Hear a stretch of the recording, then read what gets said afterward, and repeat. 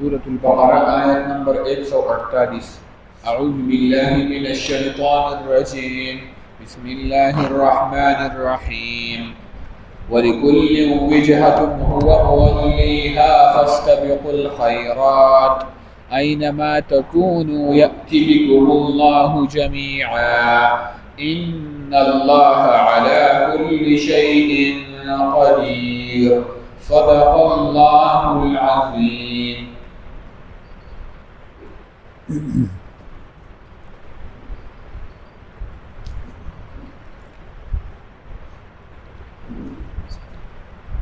الحمد لله وحده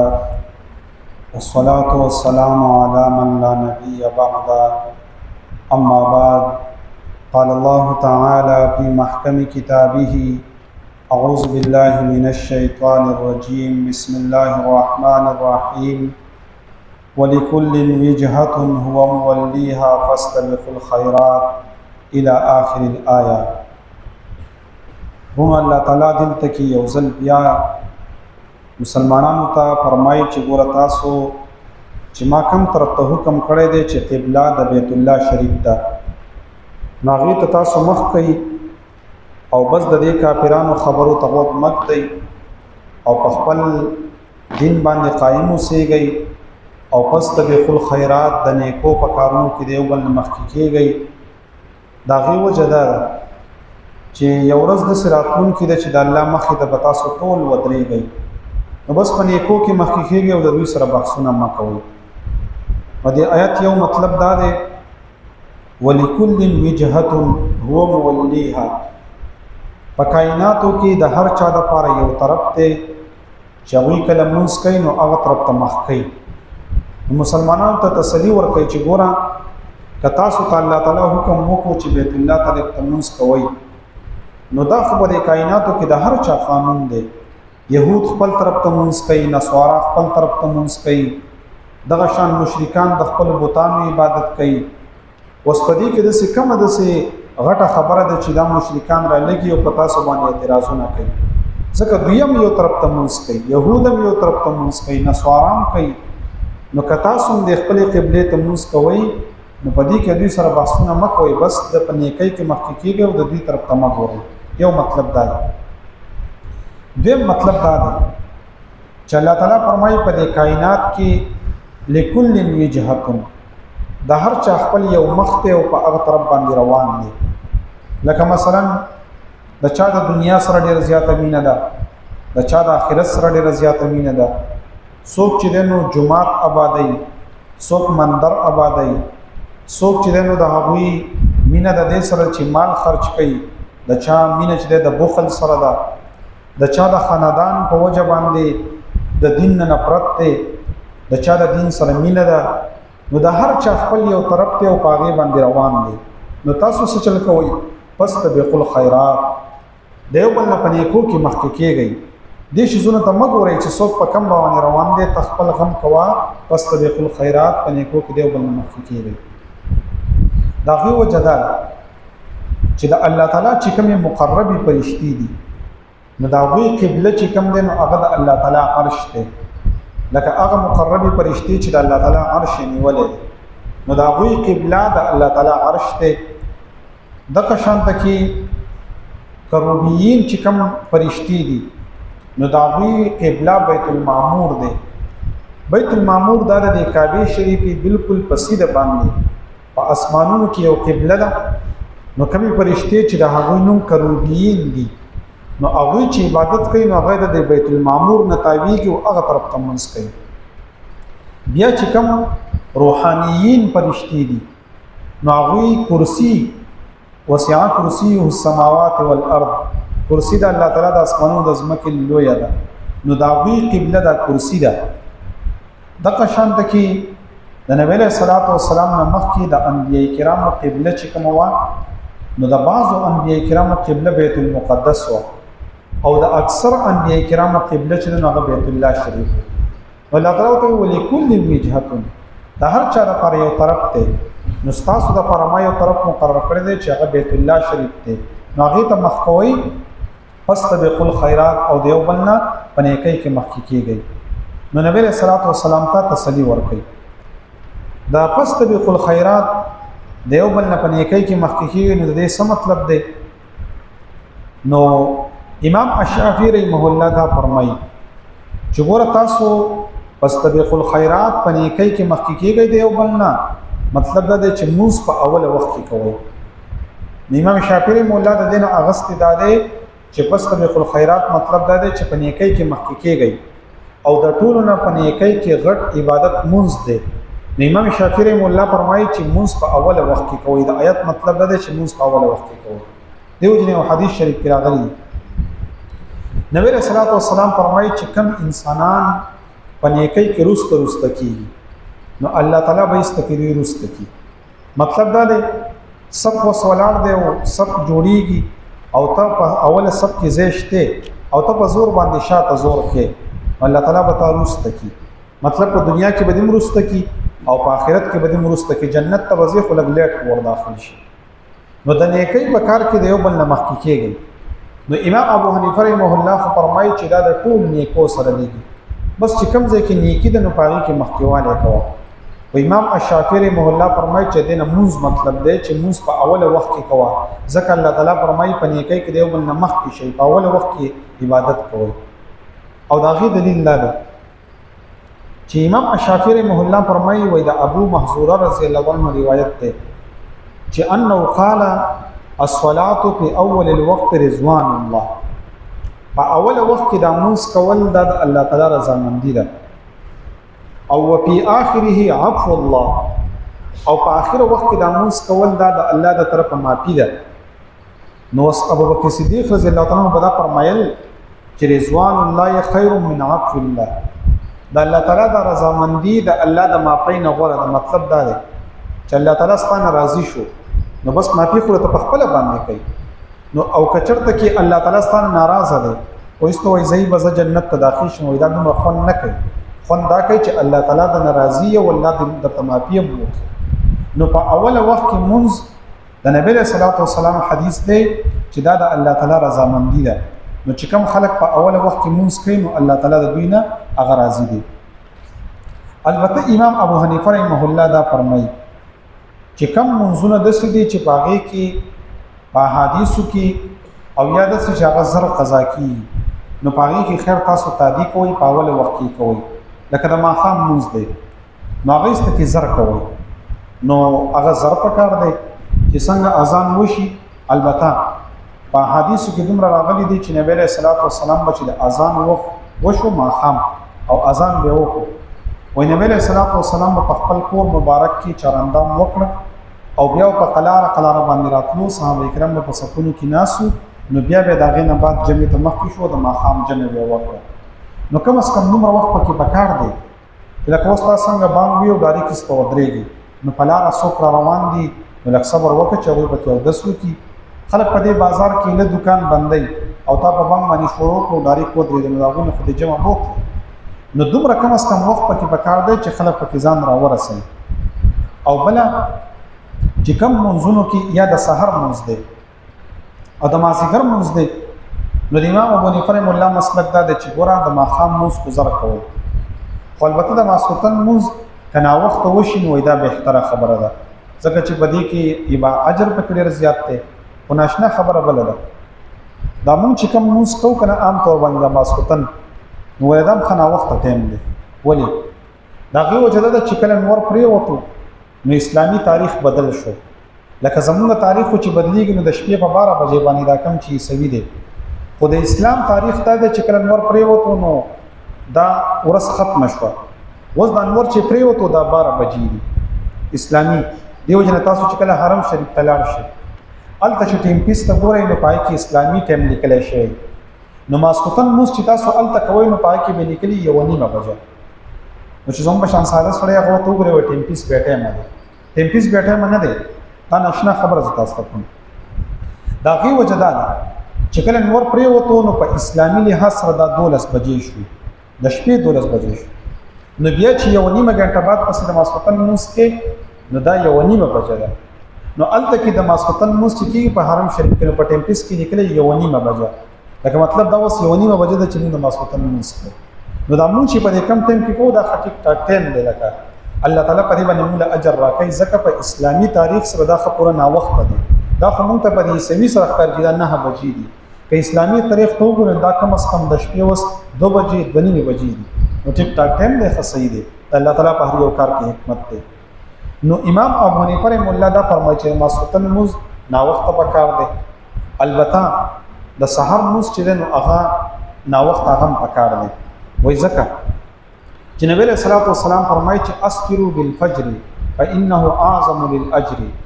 د سحر د موز چې نو لپدې رڼایي کې کوي ځکه بده کې اجر سیوا دی خو امام شافعي رحمه الله و چې ګور بل حدیث دا دی چې نبی له صلوات والسلام به د سحر موز په دې ټیم کې کوو چې زنانه په هغه ټیم کې موز لراتلې نو دومره به تیاره و چې یو بل به د زنانه نه پیژندو نو لہذا په تیاره کې نبی له سلام موز کړی دی نو احناف په تدا و چې ګورا چې کله د سه مقیله کما مثلا وس رمضان دی نو موږ په یو حدیث باندې عمل کوو چې په تیاره کې موز کوو ځکه چې جمع په دې کې سیوا ده چې په تیاره کې پروژه کې موز وکړي نو چې وسته مثلا په 3:30 بجې باندې پروژه کې روزه بنديږي او ته پښپک بجې باندې مونږ کې نو خلک باندې استبیا ټول ودی جمع باندې کیږي صحیح جمع باندې غنو پکې نه نو پروژه کې پکاره چې انسان په تیاره کې موضوع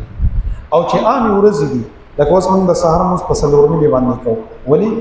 نیمه غنټه ټایم کې بیا مشته قضا کېدو ته نو بس خو پوره ټایم دی بس خلک په جمع کې ډېر شریک شي نو د سحر موږ نا وخت پکاره دی او د ماخام موږ وختي پکاره دی او د مازیګر موږ امام ابو حنیفه رحمه الله دا وایي چې لګنا وخت پکار دی امام الشافعي رحمه الله وایي چې د مازیګر منظم وختي پکار دی بلکې امام الشافعي رحمه الله وایي چې هر یو منځ وختي پکار دی وایي ځکه دا حدیث دی چې پیغمبر علیه الصلاۃ والسلام فرمایي چې منځ په اوله ټیم کې کول دا د الله تعالی رضا مندي ده نو د الله رضا غوړه ده کنه نو هر یو منځ په اوله ټیم کې پکار دی نو بهرحال انسان په حالات ته ګوري چې په کم ټیم کې مو د ماسپخین منځ ماسپخین موږ کې د امام شافعي مولا خپل مذهب دی او یې په اوله ټیم کې پکار دی مثلا په باندې په 12 باندې ټیم روا کیږي په 12 بجې باندې په کم په یو بجې باندې استعمال جایز دی بالکل ټیک ټاک کیږي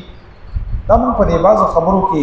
ځان نه دی کار کتلې دي لکه څوک مثلا په کم په یو بجې مونږ کوي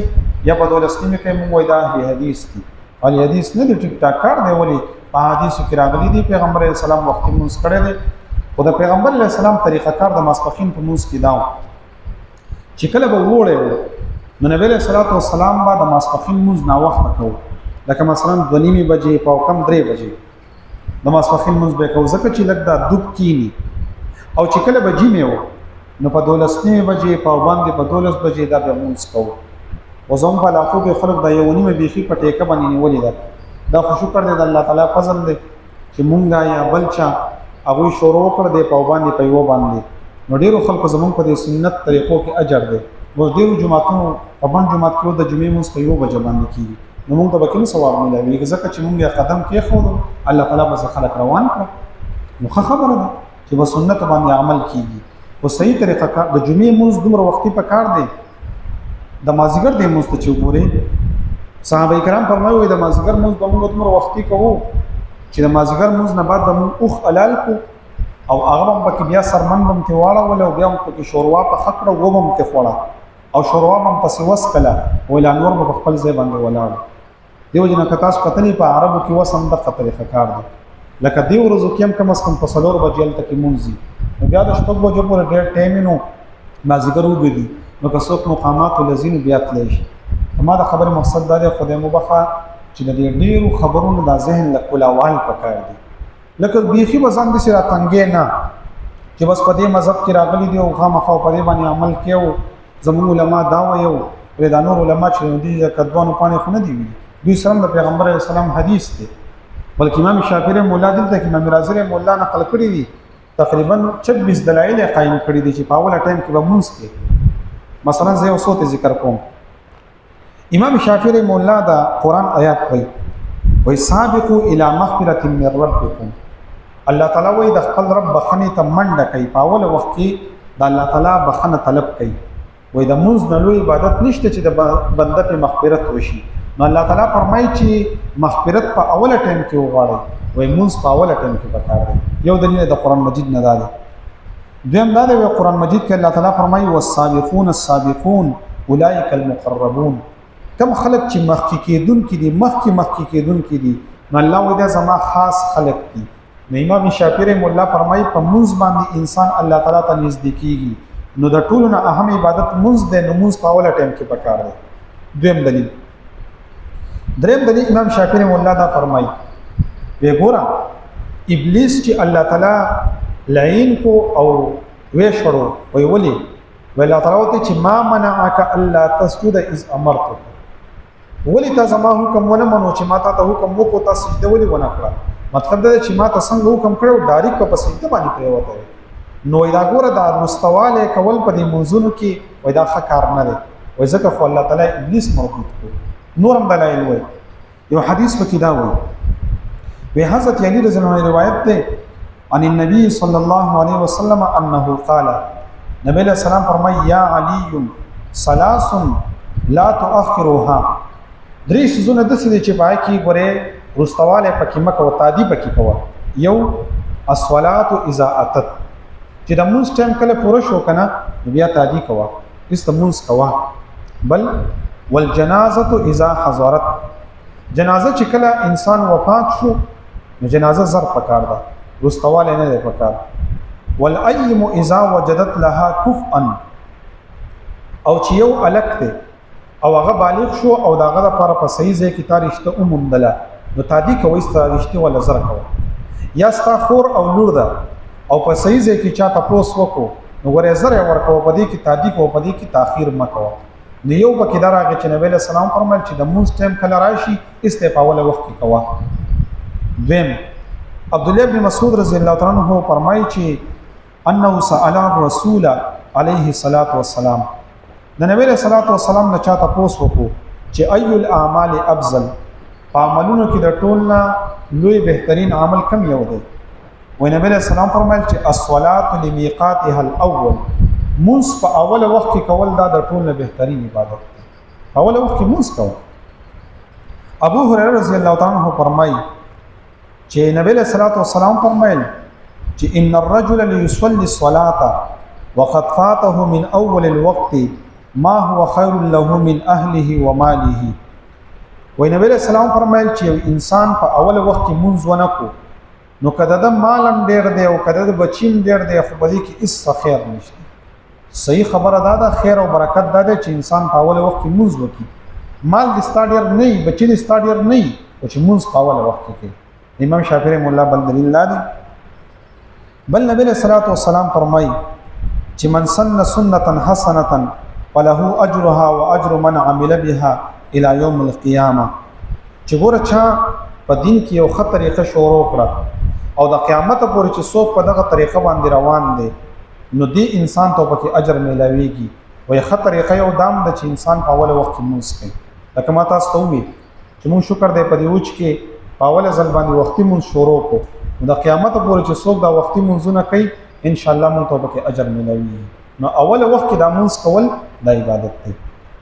البته په بعضی ټیمونو کې که انسان مونږ لګروست کې نو خیر دی. یو پاګي کې دا دی چې انسان مثلا ډک او د سماته یا تش او د سماته ول ورغلې دی او اوس دلته کې د جمع ټیم دی نو د تر شریعت حکم دا دی چې اول ځان تاریخ کا ټیک ټاک بیا راغې نه بعد راشه کده نه جمع وشو خیر دی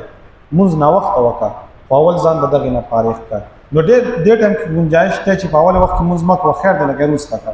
دیم اطعام اذا حضرت چې کله خوراک حاضر شي لکه حدیث کې راغلي دي العشاء قبل العشاء چې یو طرف ته د ماسختن مونږ ټیم دی او بل طرف ته ډوډۍ حاضر ده نو ول دا ډوډۍ خوره روسته مونږ وکي. علما وایي دا غي مطلب دا دی چې کچرته کې یو ځای کې ته ملموي یو ځای کې یو ولته کې د جمع ټیم دی او بل طرف ته خلکو ته دسترخوان لګولې دي نو ته په دغه ټیم کې د ځان متقینه جوړې چې موږ ته دا جمع کوو بیا راځو نو بیا اختیوزنه چې ترازی دا سبا ساړه شوی نو زنانه بیا لګي او بیا به ګرمه او غوي بل ډوډۍ نه خورلي او ته بیا راځي او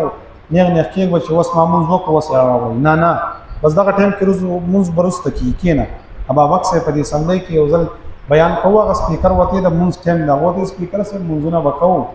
موږ بکیږي رستاول دا خبره کو اهم خبره ده په امن خبره روانه ده د ملک خبره ده اول دا خبره کو موږ برسته کو ټیم په پیجنې سبا حالات په پیجنې دا تبلیغ ولا ملګری وي و دومره علم فرض ده چې د وخت امر پیجنې دا خبره دومره مضبوطه خبره ده چې دې مطلب ده چې اول به مفتی کورس کوي بیا به ژوند تیرې لکه 24 غنټه ژوند چاته معلومات چې موږ په دې ټیم کې څه کوو په دې 24 غنټه کې طلاق راځي په دې کې عدت راځي په دې کې خلع راځي په دې کې معاملات راځي بیعات پکې راځي نو چا داس د کړی دي نو دومره علم چا زده کړي نو ګوره د وخت امر پیجندل پکار دي نو د شریعت تر به موږ ته حکم دا دی چې کله ډوډۍ حاضر ده یو چا کړه میلمې نو ولا ډوډۍ خو موږ برسته کوي دویم د دې مطلب دا دی چې انسان دومره وګی شوی دی چې کده موږ ته ودرېږي او بیا په موږ کې ډوډۍ سوچ کوي نو دې ولا ډوډۍ وخوري امام ابو حنیفه رحمه الله فرمایي